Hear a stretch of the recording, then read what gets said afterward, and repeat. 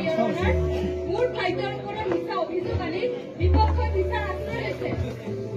এই ক্ষেত্ৰত মই মন্দিৰা ভূঞাৰ প্ৰেমী ৰাষ্ট্ৰপতিৰ প্ৰকৃত সৈতে আপোনাক জনাব বিচাৰো।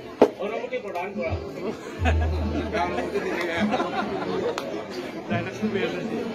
মই যি কম সঁচা কম, সঁচাৰ বাহিৰে মিছা কওঁ।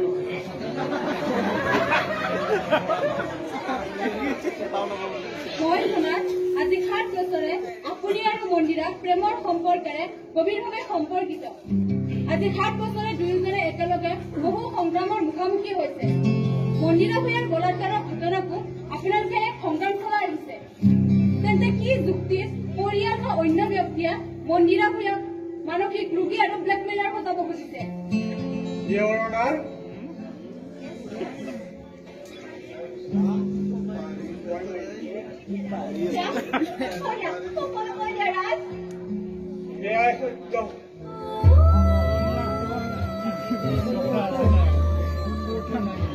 মন্দিৰা এজনী মানসিক ৰোগী। পুৰুষ বলিলে তেওঁৰ বাবে বলৎকাৰী।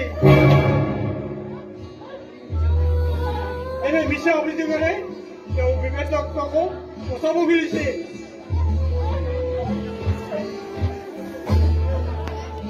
মন্দিৰা ভূঞাৰ বলৎকাৰৰ ঘটনা ভুৱা,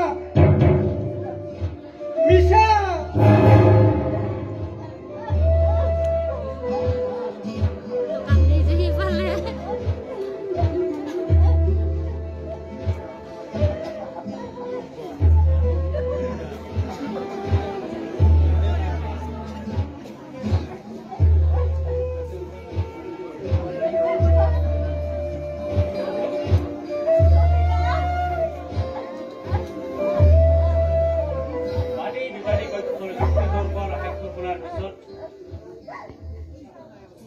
মিছা অভিযোগত অভিযুক্ত মিষ্টাৰ বিবেক দত্তক সসন্মানে ৰেহাই দিয়া হ'ল। মিছা অভিযোগেৰে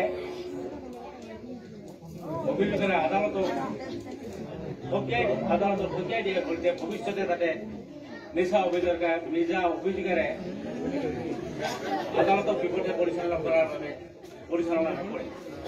কোৰ্ট একজাম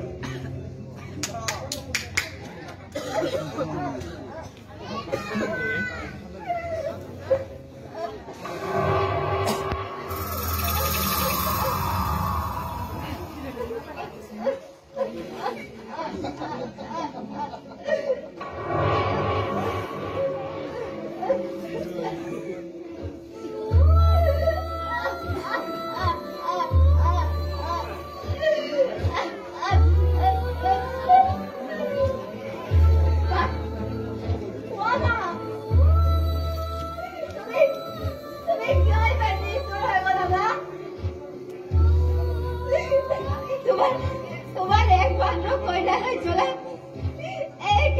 নীরব ধর্ক কই চাই বাবা।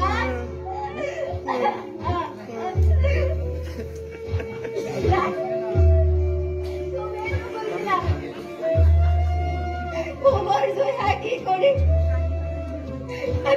আমি নতুন জীবনের মাতনে ফেলে একেলগে ঝুলি ওই নাই উন্নতির বিরুদ্ধে ভালোকে